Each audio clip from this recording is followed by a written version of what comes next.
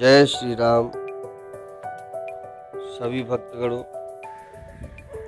आशा करता हूँ कि मेरे प्रभु श्री राम जी की कृपा से आप सभी लोग सुखपूर्वक होंगे और श्री रामचरितमानस कथा का श्रवण या गायन या चिंतन या मनन अवश्य करते होंगे। और जो भी ऐसा नहीं कर पाते हैं वो लोग हमारे वीडियो देखें और अच्छी अच्छी बातें श्री रामचरितमानस कथा की ग्रहण करें और श्री राम जी की कृपा पाने के लिए रामचरितमानस से जुड़े रहें और हमारे चैनल को सब्सक्राइब करें, घंटी वाले बटन को प्रेस करें, वीडियो को लाइक करें, शेयर करें, कमेंट करें। तो जैसा कि इससे पहले वाली कथा में आपने सुना होगा कि श्री हनुमान जी सहित श्री राम जी और तीनों भाइयों ने सनकादि मुनि के सामने दंडवत की, तो सबको बड़ा सुख हुआ। मुनि श्री रघुनाथ जी की अतुलनीय छवि देखकर उसी में मग्न हो गए। वे मन को रोक न सके।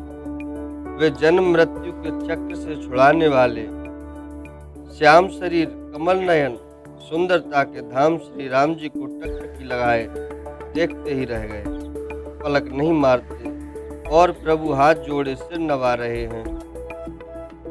उनकी प्रेम विहल दशा देखकर उन्हीं की भांति रघुनाथ जी के नेत्रों से भी प्रेम आंसुओं का जल बहने लगा और शरीर पुलकित हो गया। तदंतर प्रभु ने हाथ पकड़कर श्रेष्ठ मुनियों को बैठाया और परम मनोहर वचन कहे। हे मुनीश्वरों, सुनिए, आज मैं धन्य हूँ। आपके दर्शनों से ही सारे पाप नष्ट हो जाते हैं। बड़े ही भाग्य से सत्संग की प्राप्ति होती है, जिससे बिना ही परिश्रम जन्म मृत्यु का चक्र नष्ट हो जाता है। संत का संग मोक्ष अर्थात भव बंधन से छूटने का और कामी का संग जन्म मृत्यु के बंधनों में पड़ने का मार्ग है। संत, कवि और पंडित तथा वेद पुराण आदि सभी सद्ग्रंथ ऐसा कहते हैं। प्रभु के वचन सुनकर चारों मुनि हर्षित होकर पुलकित शरीर से स्तुति करने लगे। हे भगवान, आपकी जय हो। आप अंत रहित, विकार रहित, पाप रहित, अनेक सब रूपों में प्रकट एक अद्वितीय और करुणामय है। हे निर्गुण, आपकी जय हो।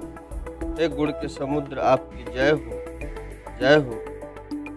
आप सुख के धाम अत्यंत सुंदर और अति चतुर हैं। हे लक्ष्मीपति, आपकी जय हो। हे पृथ्वी के धारण करने वाले, आपकी जय हो।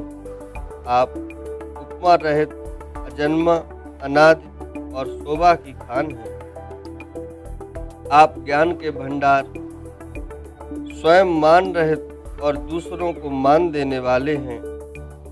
वेद और पुराण आपका पावन सुंदर यश गाते हैं। आप तत्व के जानने वाले की हुई सेवा को मानने वाले और अज्ञान का नाश करने वाले हैं। हे निरंजन, माया रहित आपके अनेकों अनंत नाम हैं और कोई नाम नहीं है, अर्थात आप सब नामों के परे हैं। आप सर्वरूप हैं, सब में व्याप्त हैं और सबके हृदय रूपी घर में सदा निवास करते हैं। अतः आप हमारा परिपालन कीजिए। राग द्वेष, अनुकूलता प्रतिकूलता, जन्म मृत्यु आदि द्वंद्व विपत्ति और जन्म मृत्यु के जाल को काट दीजिए। हे राम जी, आप हमारे हृदय में बसकर काम और मद का नाश कीजिए। आप परमानंद स्वरूप, कृपा के धाम और मन की कामनाओं को परिपूर्ण करने वाले हैं। हे श्री राम जी, हमको अपनी अविचल प्रेमा भक्ति दीजिए। हे रघुनाथ जी, आप हमें अपनी अत्यंत पवित्र करने वाली और तीनों प्रकार के तापों और जन्म मरण के क्लेशों को नाश करने वाली भक्ति दीजिए। हे शरणागतों की कामना पूर्ण करने के लिए कामधेनु और कल्प वृक्ष स्वरूप प्रभु, प्रसन्न होकर हमें यही वर दीजिए। हे रघुनाथ जी, आप जन्म मृत्यु रूप समुद्र को सोखने के लिए अगस्त मुनि के समान हैं। आप सेवा करने में सुलभ हैं तथा सब सुखों के देने वाले हैं। हे दीनबंधु, मन से उत्पन्न दारुण दुखों का नाश कीजिए और हम में समदृष्टि का विस्तार कीजिए। आप विषयों की आशा, भय और ईर्ष्या आदि के निवारण करने वाले हैं तथा विनय, विवेक और वैराग्य के विस्तार करने वाले हैं। हे राजाओं के शिरोमणि एवं पृथ्वी के भूषण श्री राम जी, संस्कृति रूपी नदी के लिए नौका रूप अपनी भक्ति हमें प्रदान कीजिए। संस्कृति अर्थात जन्म मृत्यु के प्रवाह। हे मुनियों के मन रूपी मानसरोवर में निरंतर निवास करने वाले हंस, आपके चरण कमल ब्रह्मा जी और शिव जी के द्वारा वंदित हैं। आप रघुकुल के केत, वेद मर्यादा के रक्षक और काल, कर्म, स्वभाव तथा गुण रूप बंधनों के भक्षक, नाशक हैं। आप तरन तारण अर्थात स्वयं तरे हुए और दूसरों को तारने वाले तथा सब दोषों को हरने वाले हैं। तीनों लोकों के विभूषण आप ही तुलसीदास के स्वामी हैं। प्रेम सहित बार बार स्तुति करके और सिर नवाकर तथा अपना अत्यंत मन चाहा वर पाकर सनकादि मुनि ब्रह्मलोक को गए। सनकादि मुनि ब्रह्मलोक को चले गए। तब भाइयों ने श्री राम जी के चरणों में सिर नवाया। सब भाई प्रभु से पूछते सब चाहते हैं, इसलिए सब हनुमान जी की ओर देख रहे हैं। वे प्रभु के श्री मुख की वाणी सुनना चाहते हैं, जिसे सुनकर सारे भ्रमों का नाश हो जाता है। अंतर्यामी प्रभु सब जान गए और पूछने लगे, कहो हनुमान, क्या बात है? तब हनुमान जी हाथ जोड़कर बोले, हे दीन दयालु भगवान, सुनिए। हे नाथ, भरत जी कुछ पूछना चाहते हैं, पर प्रश्न करते मन में सपचा रहे हैं। भगवान ने कहा, हनुमान, तुम तो मेरा स्वभाव जानते ही हो। भरत के और मेरे बीच में कभी भी कोई अंतर भेद है क्या? नहीं है। प्रभु के वचन सुनकर भरत जी ने उनके चरण पकड़ लिए और कहा, हे नाथ, हे शरणागत के दुखों को हरने वाले, सुनिए। हे नाथ, न तो मुझे कुछ संदेह है और न स्वप्न में भी शोक और मोह है। हे कृपा और आनंद के समूह, यह केवल आप ही की कृपा का फल है। तथापि हे कृपा निदान, मैं आपसे एक दृष्टता करता हूँ। मैं सेवक हूँ और आप सेवकों को सुख देने वाले हैं। इसी से मेरी दृष्टता को क्षमा कीजिए और मेरे प्रश्न का उत्तर देकर सुख दीजिए। हे रघुनाथ जी, वेद पुराणों ने संतों की महिमा बहुत प्रकार से गाई है। आपने भी अपने श्री मुख से उनकी बड़ाई की है और उन पर प्रभु का प्रेम भी बहुत है। हे प्रभु, मैं उनके लक्षण सुनना चाहता हूँ। आप कृपा के समुद्र हैं और गुण तथा ज्ञान में अत्यंत निपुण हैं। हे शरणागत का पालन करने वाले, संत और असंत के भेद अलग अलग करके मुझको समझा कर कहिए। श्री राम जी ने कहा, हे भाई, संतों के लक्षण अर्थात गुण असंख्य हैं, जो वेद और पुराणों में प्रसिद्ध है।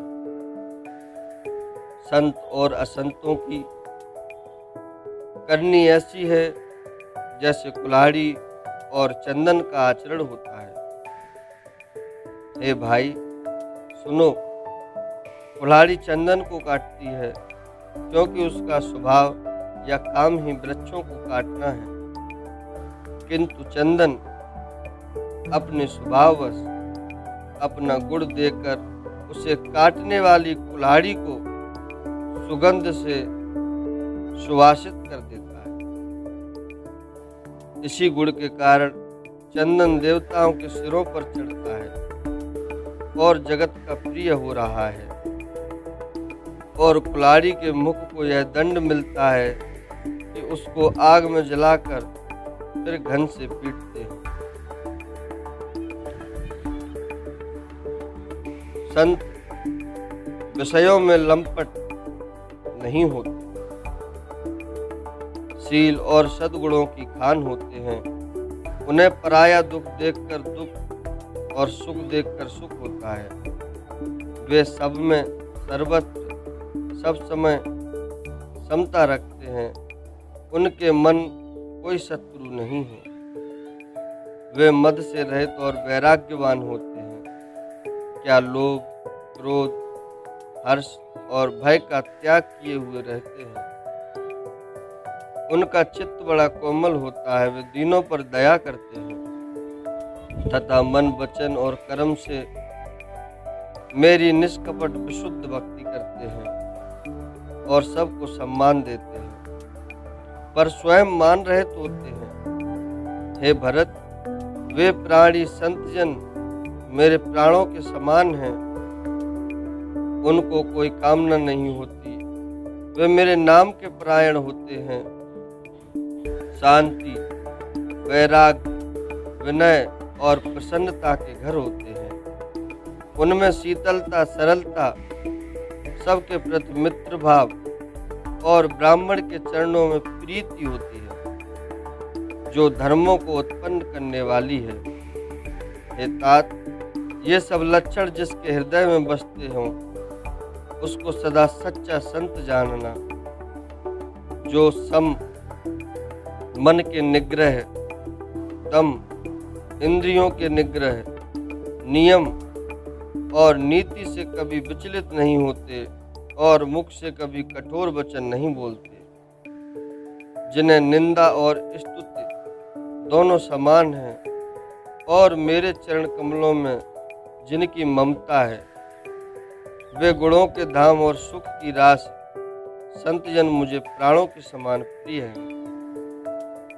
अब असंतों का स्वभाव सुनो। कभी भूलकर भी उनकी संगत नहीं करना चाहिए। उनका संग सदा दुख देने वाला होता है।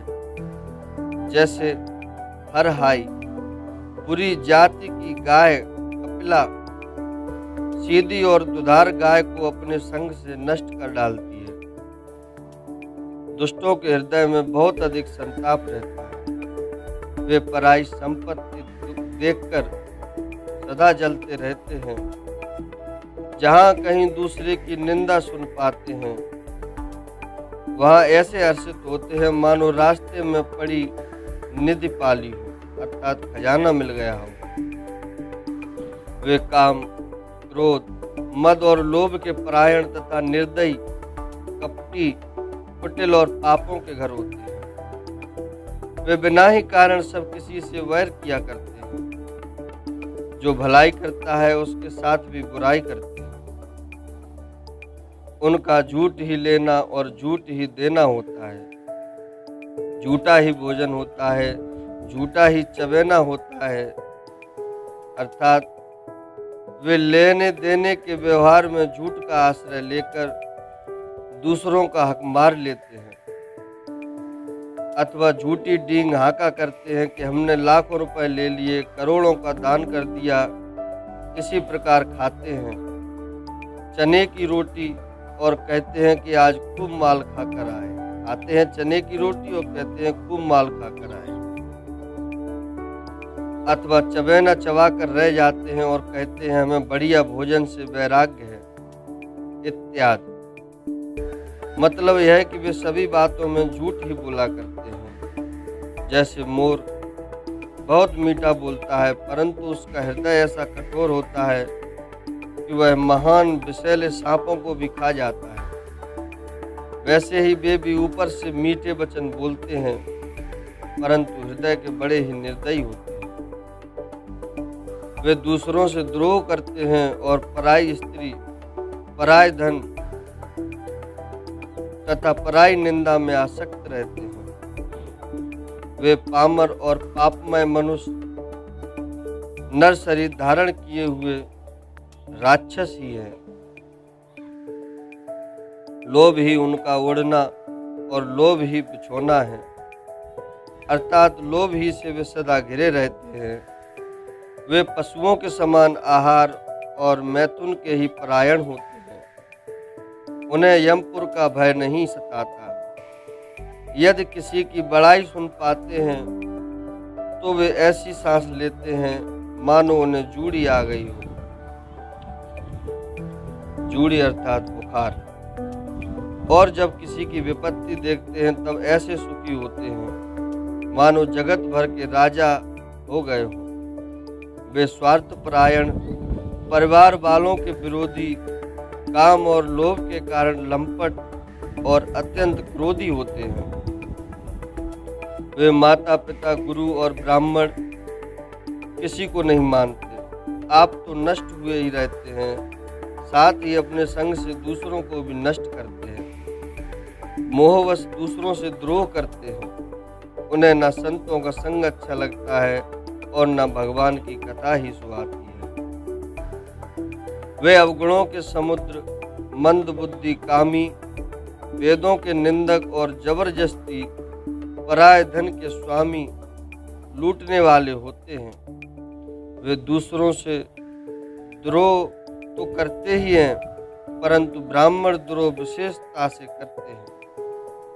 उनके हृदय में दंभ और कपट भरा रहता है, परंतु वे ऊपर से सुंदर वेश धारण किए रहते हैं। ऐसे नीच और दुष्ट मनुष्य सतयुग और त्रेता में नहीं होते, द्वापर में थोड़े से होंगे और कलयुग में तो इनके झुंड के झुंड होंगे। हे भाई, दूसरों की भलाई के समान कोई धर्म नहीं है और दूसरों को दुख पहुंचाने के समान कोई नीचता, पाप नहीं है। हे तात, समस्त पुराणों और वेदों का यह निर्णय मैंने तुमसे कहा, इस बात को पंडित लोग जानते हैं। मनुष्य का शरीर धारण करके जो लोग दूसरों को दुख पहुंचाते हैं, उनको जन्म मृत्यु के महान संकट सहने पड़ते हैं। मनुष्य मोहवश स्वार्थपरायण होकर अनेकों पाप करते हैं, इसी से उनका परलोक नष्ट हुआ रहता है। हे भाई, मैं उनके लिए काल रूप भयंकर हूँ और उनके अच्छे और बुरे कर्मों का यथा योग्य फल देने वाला हूँ। ऐसा विचार कर जो लोग परम चतुर हैं, वे संसार के प्रवाह को दुख रूप जानकर मुझे ही भजते हैं। इसी से वे शुभ और अशुभ फल देने वाले कर्मों को त्याग कर देवता, मनुष्य और मुनियों के नायक मुझको भजते हैं। इस प्रकार मैंने संतों और असंतों के गुण कहे। जिन लोगों ने इन गुणों को समझ रखा है, वे जन्म मरण के चक्कर में नहीं पड़ते। हे तात, सुनो, माया से रचे हुए अनेक गुण और दोष हैं, इनकी कोई वास्तविक सत्ता नहीं है। गुण अर्थात विवेक इसी में है कि दोनों ही न देखे जाएं, इन्हें देखना ही अविवेक है। इस प्रकार श्री राम जी श्री भरत जी को उपदेश दे रहे हैं और यहीं पर हम इस कथा को विराम देते हैं और मिलते हैं आपसे अगले वीडियो में और आगे की ओर कथा को अगले वीडियो में बढ़ाएंगे। तब तक के लिए आप सभी लोग हमें विदा दीजिए।